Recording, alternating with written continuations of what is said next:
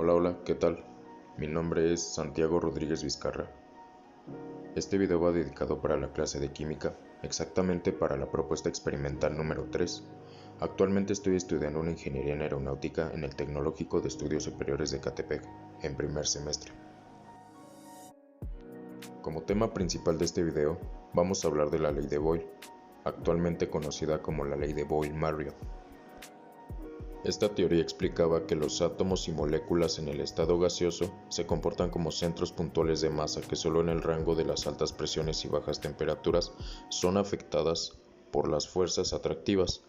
Fuera de estos límites, las propiedades físicas de un gas se deben principalmente al movimiento independiente de sus moléculas. Robert Boyle descubrió en 1662 la relación matemática entre la presión y el volumen de una cantidad fija de gas a temperatura constante.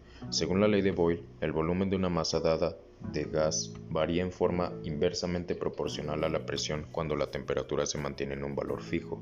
La expresión matemática de la ley se describe de la siguiente manera. PV es igual a K. La magnitud de la constante K es función de la cantidad química de gas y de la temperatura. Para dos estados diferentes, 1 y 2, la ley implica P1 V1 es igual a P2 V2. Es decir, si se explora el comportamiento físico de un gas de acuerdo con la ley de Boyle y asumiendo comportamiento ideal, se puede concluir que, a temperatura constante, si se duplica la presión sobre una masa dada de gas, su volumen se reduce a la mitad. Si el volumen de una masa dada de gas se triplica, la presión se reduce en un tercio. Datos de la ley de Boyle.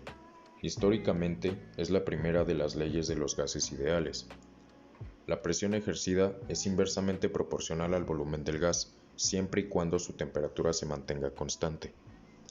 Cuando aumenta la presión, el volumen baja, mientras que si la presión disminuye, el volumen aumenta. Pero, a todo esto, ¿quién formuló la ley de Boyle-Marriott? Muy fácil, él es Robert Boyle, químico inglés pionero de la experimentación en el campo de la química, en particular en lo que respecta de las propiedades de los gases. Los razonamientos de Robert Boyle sobre el comportamiento de la materia a nivel corpuscular fueron los precursores de la moderna teoría de los elementos químicos. Fue también uno de los miembros fundadores de la Royal Society. Nacido en Irlanda, en el seno de una familia de la nobleza, Robert Boyle estudió en los mejores colegios ingleses y europeos. De 1656 a 1668 trabajó en la Universidad de Oxford como asistente de Robert Hooke, con cuya colaboración contó en la realización de una serie de experimentos que establecieron las características físicas del aire, así como el papel que éste desempeña en los procesos de combustión, respiración y transmisión del sonido.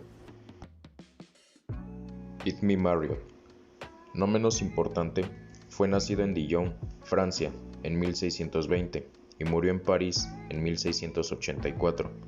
Fue un físico francés, miembro fundador en 1666 de la Academia de las Ciencias de París. En su obra Discurso sobre la naturaleza del aire, introdujo la posibilidad de pronosticar el tiempo atmosférico basándose en las variaciones barométricas.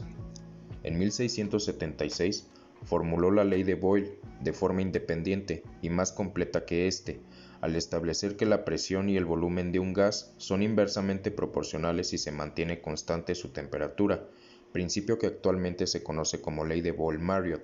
En sus estudios acerca de la fisiología de las plantas, observó que en estas la presión de la savia podría compararse a la de la sangre de los animales. Bueno, sin más que agregar sobre estos dos importantes personajes, procederé a mostrarles un experimento que hice en laboratorio de la clase de química. Es muy simple pero muy interesante. Disfrútenlo.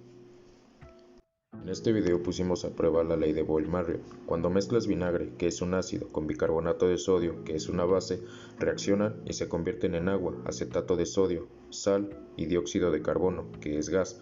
El dióxido de carbono, CO2, es el gas responsable de la formación de burbujas durante las erupciones volcánicas y el llenado de globos aerostáticos. Este fue el resultado de nuestro bonito experimento. Espero hayas disfrutado el video y sobre todo le hayas entendido. Por mi parte fue todo. Hasta la próxima.